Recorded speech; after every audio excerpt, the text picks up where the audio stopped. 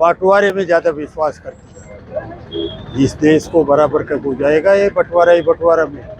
अगर ये एकजुट नहीं होंगे तो देश कमजोर नजर आएगा, और देश कमजोर होगा तो हम सारे कमजोर हो जाएंगे। ये स्थिति रहेगी।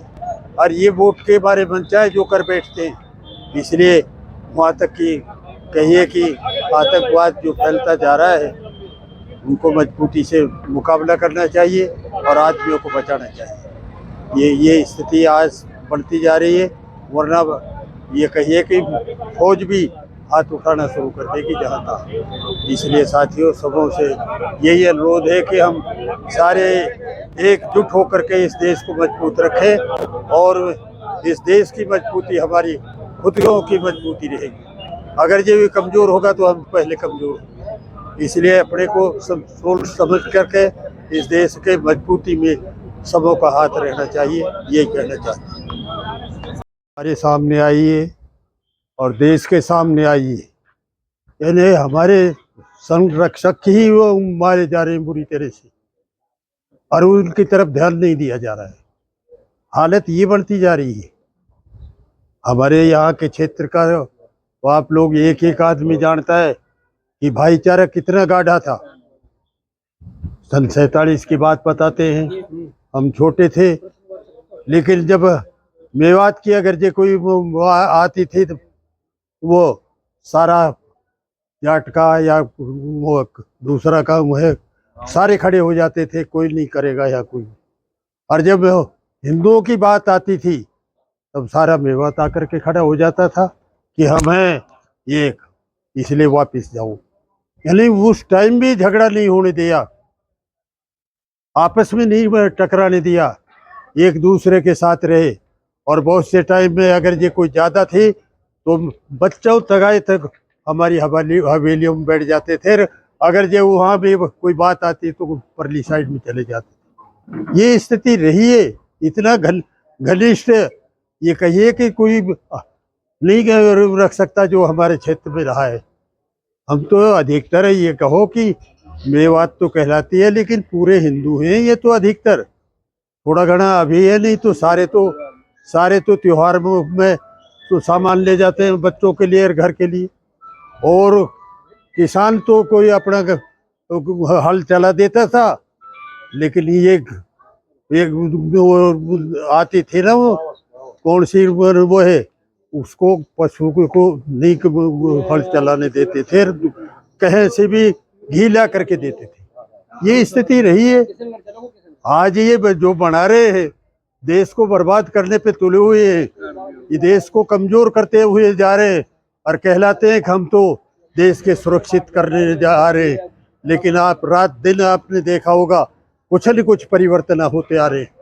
कभी किसी की बात उठा के कर लेते हैं, कभी किस में इधर उधर की बातें करते हैं। ये स्थिति आज देश में बनती जा रही है। इसलिए साथियों, निश्चित तौर से इनको पे वोट चाहिए, इनको दो भाग चाहिए। अब मैंने रात क्या उसमें देखा है तो उसमें लिखा है हिंदुओं को टारगेट बना दिया, एक का एक हिंदू मार दिया, जबकि सुबह की रिपोर्ट आई है कि 2 हिंदू मरे और घनकरे से वैसी सुबह हो गया है। मतलब उनको अब भी जरूरी है कि तुम 2 भाग करो, हर जगह 2 भाग करो। ये स्थिति आज देश की बन रही है। ईडी उनका मुख्य कारण है, कहीं विकास का कारण है, उन पे विचार नहीं करते। वो ईडी का उसमें विचार करते हैं, कौन हमारे खिलाफ बोल रहा है, कौन किस आदमी को हम दबोचे जिससे हम आगे बढ़े या वो कोई काम करे। ये हालत आज देश की बढ़ती जा रही है। कोई बोल नहीं सकता, कोई अच्छे काम कर ही नहीं सकता। सारा का सारा देश बर्बाद होता जा रहा है। पूरे ऊपर से नीचे तक भ्रष्टाचार इस कदर बढ़ गया कि कोई अंदाजा ही नहीं। और वो कह रहे हैं हम भ्रष्टाचार मिटाएंगे। रे मिटाओ, रोज ना झूठ बोलते हो, इन झूठों को तो बंद करो और उस दिशा में काम करो और इस देश को एकजुट होकर के पूरा मजबूत करो, जिससे आम जनता मजबूत रहे। अगर ये देश पूरी तरह से कमजोर हो गया ना, तो सारा देश का तो ये कहिए मनुष्य भी कमजोर हो गए, उनके बिल्कुल हालत खराब होती चली जाएगी। इसलिए अपने आप को सुरक्षित रखने के लिए देश को सुरक्षित रखना बहुत जरूरी है। इसलिए ऐसे लोगों को जिन्होंने ऐसा कांड किया है, उनका बुरी से बुरी सजा होनी चाहिए और ऐसे लोगों को फांसी पे लटका देना चाहिए। सारे लोग बाग राजी हैं इसमें और वहाँ निश्चित तौर से आम जनता भी वहाँ की इस दिशा में सोच भी रही है। इसलिए साथियों, आपको इकट्ठा करने का मकसद ही ये था कि हम भाईचारे को मजबूत करने के लिए एक दूसरे से विचार जरूर आपस में करेंगे, क्योंकि उन्होंने एक ऐसा वो फेंक दिया कि सारे हिंदू छाट छाट के मारे हैं। अरे भले आदमियों, कहाँ तक ले जाओगे इस देश को? जबकि उसमें रिपोर्ट में ये 2 तो समय 30 मरे, तो उनमें कुछ हिंदू में मरेंगे और जाति में मरेगी, सारी मरेगी। जो उसमें मिलिट्री में है वो तो आमने सामने की लड़ाई में गए। ये स्थिति आज देश में बनती जा रही है। इस देश की ये कहिए कि इनका और कोई काम नहीं, ना विकास का है ना कि वही है विनाश का। एंड टाइम पे किसी को पैसा दे देते हैं, कोई इसको नहीं, और झूठ बोलते हैं सुबह से शाम तक। आप देख लो, इनका जब से राज आया है इस क्षेत्र में या पूरे राजस्थान में, कोई भी काम खड़ा होकर के बता दे कि ये हमने किया है। आम जनता का काम तो करना बस का नहीं, और रात दिन ईडी लगाने में लगे रहते हैं। किसी को कुछ करना है, किसी को कुछ करना है, किसी को दबाना है और किसी को कुछ करना है। हमारी जब उनके पास चला जाए तो सोने के बन जाते। एक भी आदमी के खिलाफ ईडी लगी हुई तो बता दो। सबसे ज्यादा भ्रष्टाचार उसमें बीजेपी में, सबसे ज्यादा पैसे वाले बीजेपी में। ये हालत है आज देश की। मतलब बांटने में लगे हुए हैं सारे के सारे। नहीं, समान तरीके से आप लोगों ने सुना भी होगा, देखा भी होगा। नेहरू जी के टाइम में अटल बिहारी वाजपेयी था। अटल बिहारी वाजपेयी बोल जाता था, उनके वो भी तो बुला करके नेहरू जी कहता बहुत अच्छा बोला, बहुत अच्छा बोला, मैं कुछ सीख लूंगा आपके इनसे। आज की स्थिति ये है कि ईडी लगा करके बंद करना पड़ेगा पहले ही। इंदिरा जी ने अपनी जगह अटल बिहारी वाजपेयी को भेजना शुरू किया। एक दूसरे से इतने नजदीक थे, कोई पक्ष और विपक्ष, जो देश को मजबूत करने में लगे हुए थे। कोई ऐसी बात नहीं थी कि कोई आपस में टकराव हो। सारे काम ढंग से होते थे सारे। इसलिए देश आज ये कहो कि आज तक मजबूत हुआ है उन सबों के इकट्ठे होने की वजह से। आज देश को मजबूत तो जब करेंगे, ये देश को टुकड़ा टुकड़ा करना चाहते हैं। अब हमें तो ये पद चाहिए, हमारे ये चाहिए सारा का सारा। इसलिए साथियों, ये सारी बातों को देखते हुए अपने लोगों को मजबूत रखें और इनके खिलाफ ये कहिए कि आज जो जिन्होंने इन्होंने किया है तो फांसी की सजा होनी चाहिए। ये सारे के सारे मैं ये कहना चाहता हूँ। इसलिए आप लोग सभी हाथ उठा करके कहिए कि हाँ, पूरी की पूरी सजा मिलनी चाहिए, इनको बख्शा नहीं जाना चाहिए। जहाँ से आए उन लोगों से कभी आने के जाने का बंद कर देना चाहिए, जिससे वो भी देश भी सुधरे। ये तो यार वो ले गए थे पहनाने के लिए, गए हो कि नहीं हैं वहाँ, और उन्हीं को गाड़ी दे रहे हैं। बिल्कुल सही बात, हद होगी ये साहब। इसलिए सब लोगों को आप पधारे। अब थोड़ा सा जयकारा बोलेंगे। चलो। और वो दूसरी माँ की अफवाह चल रही है, इस अफवाह पर ध्यान नहीं दें और आपस में समझाए एक दूसरे को। ये सिर्फ और सिर्फ इस पार्टी का प्रोपेगेंडा है। जैसे चुनाव नजदीक आते हैं वैसे वैसे किसी न किसी रूप में ये चुनाव जीतने के लिए हथियार अपनाते हैं। तो आपने सभी ने अमन चैन रखना है, आप एक दूसरे को समझाते रहें। और अभी इस कड़ी में आपने सभी ने मिलकर खड़े होकर 2 मिनट उन शहीदों पर जिनको इन टेररिस्टों ने गोली से भूना है 2 मिनट की इनका आत्मा की शांति के लिए अपन मौन धारण करेंगे।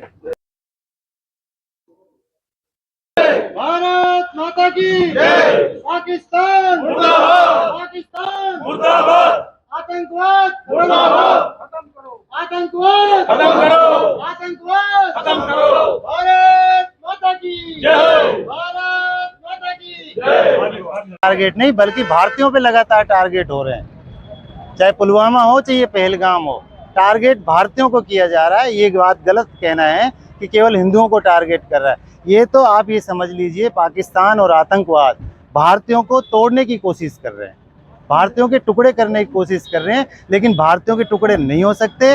भारत पहले भी एक था, पहले भी अखंड था और आज भी भारत एक है। और आतंकवाद का मुकाबला सब लोग भाईचारे से मिलजुल कर और लड़के करेंगे और आतंकवाद को एक ना एक दिन खत्म करके मानेंगे। लेकिन जो आप ये बात कह रहे हैं, फिर इसमें पूछा जा रहा है कि भाई आप हिंदू हैं या मुस्लिम हैं, फिर उसको गोली से उड़ाया जा रहा है, ऐसा क्यों? ये उनकी सोची समझी साजिश है। मैंने आपको बताया ना कि वो भारत को बांटना चाहते हैं। भारत इतना शक्तिशाली देश है और किसी भी तरीके से भारत से लड़ाई नहीं की जा सकती। वो ये चाहते हैं कि भारत में हिंदू मुसलमान आपस में बढ़ जाएं और एक गृह युद्ध का माहौल भारत से बन जाए, इसलिए वो इस तरह की राजनीति कर रहे हैं। इस तरह से वो भड़काऊ भाषण दे करके और मार रहे हैं। आप ये देखिए, जो मुस्लिम भाई हमारा मरा है उसने उन आतंकवादियों का डटकर मुकाबला किया है। उन्होंने उसकी गन छीनने का प्रयास किया है और उसने कहा है कि ये सब हमारे मेहमान हैं, इनको मत मारो, और इनको मारोगे तो हम तुम्हें वापस मारेंगे। तो आप इसका उदाहरण आप दे सकते हैं। भारत अखंड था, अखंड है, अखंड रहेगा। बात है, उन्होंने हम लोगों को बचाया। ऐसा नहीं है कि हर आदमी के अंदर इंसानियत है और इंसानियत रहनी चाहिए। मेरा आप सभी से यही अपील है कि हम हमारे यहाँ का माहौल ख़राब नहीं होने दें। जिन लोगों ने ये कृत्य किया है उनको कड़ी से कड़ी सज़ा मिले। सरकार से अपील करते हैं कि पूरी कांग्रेस पार्टी, पूरा देश आपके साथ खड़ा है, आप उनके खिलाफ सख्त कार्रवाई करें। जय हिंद, जय भारत। तो मैं आपको एक चीज़ कहना चाहूँगा, आज पंचायती राज दिवस भी अपना है और ये पंचायती राज की स्थापना बहुत पहले कांग्रेस सरकार ने की थी और आदरणीय राजीव गांधी द्वारा इसको सशक्त बनाया गया, जिसके द्वारा आज अपना जो है अपना पूरा विकास का काम चल रहा है। तो इसलिए आज हम उस पंचायती राज की भी शुभकामनाएं आपको देते हैं। रही बात ये कि पुलवामा हमला हुआ, आदमी भी मारे गए, ये बात है। आतंकी होता है, ये बात सत्य है। और आप ये समझिए कि हमारा प्रधानमंत्री हमें जब ये कहता है कि जब हमने कश्मीर में 370 धारा हटाई थी, बोला अब तो अमन चैन हो गया, कहीं टेंशन की बात ही नहीं, तो आतंकी तो है ही नहीं। उसके बाद हमारे 28, 30 आदमी मारे जाते हैं। बड़े शर्म की बात है, हमें बड़े दुख की बात होती है कि एक देश का प्रधानमंत्री एक तरफ हमें सुरक्षा की दृष्टि से सुरक्षा देने की बात करता है और दूसरी तरफ हमारे आदमी आतंक के द्वारा मारे जाते हैं। आपको ताज्जुब होगा कि वही जम्मू कश्मीर के आदमी जो वहां पर ज्यादातर मुसलमान भाई थे, जो टट्टुओं पर इनमें बैठा करके ले जाते हैं, वो सब तमाम मुस्लिम भाई थे। उन्होंने उन आतंकियों से बचाया उन आदमियों का। आपको खुशी हो इस बात के लिए कहना चाहिए। तो कहां पर आ गए हिंदू और मुसलमान? मानवता सबसे पहले काम आई, आदमियता आपका काम आई, भारत माता के वीर सपूतों का काम आपस में आया, भाईचारा हमारा साथ में काम आया। इसमें प्रधानमंत्री जो कहते हैं, आज टीवी सीरियल जगह जगह आप देखिए, पढ़िए, वहां कह रहे कि हिंदुओं को टारगेट करके मारा गया। ये आतंकीवाद के लिए कोई हिंदू और मुसलमान होता ही नहीं है। इस चीज को गौर करिए। वो तो दुश्मन होता है। आज हम कह रहे हैं, हम सत्य कह रहे हैं, हमारा भारतवर्ष एक एक नागरिक, चाहे वो हिंदू है, चाहे मुसलमान है, चाहे सिख है या ईसाई है, हम सब एक साथ खड़े हैं, एकजुट हैं और हम साथ देंगे। हम भारत सरकार को कह रहे हैं कि हम आपका एक एक कतरा हम खून बहा देंगे, परंतु दुश्मनों से लोहा लीजिए। आप तो बड़े आराम से कहते थे कि पाकिस्तान को तो हम कल परसों अपने मिला लेंगे। मुझे तो नहीं लग पा रहा कि आप कश्मीर को बचा लो। इस हालात से तो ये पैदा हो गई। और दूसरी देखिए, वहां पर जो मुस्लिम भाई थे जिन्होंने अपने ठहराया हुआ था उनको उनमें होटलों में उनका खाना फ्री कर दिया, होटल का पैसा नहीं लिया। और भारत सरकार ने क्या किया, वो जहाज भेजे थे ना, उनके किराए 4.5 गुने कर दिए। ये कौन सी मानवता आप में आ गई? तो ये अपने को सोचना पड़ेगा। ज़्यादा समय ना लेकर मैं ये कहना चाहूँगा, भारत के सपूतों के साथ है। हम दिल से उनको जो है दुआ देते हैं कि परमात्मा उनको सही जगह पहुँचाए। और आज की कड़ी में जो आगे का निर्देश देंगे उसके साथ हम लगेंगे। नमस्कार।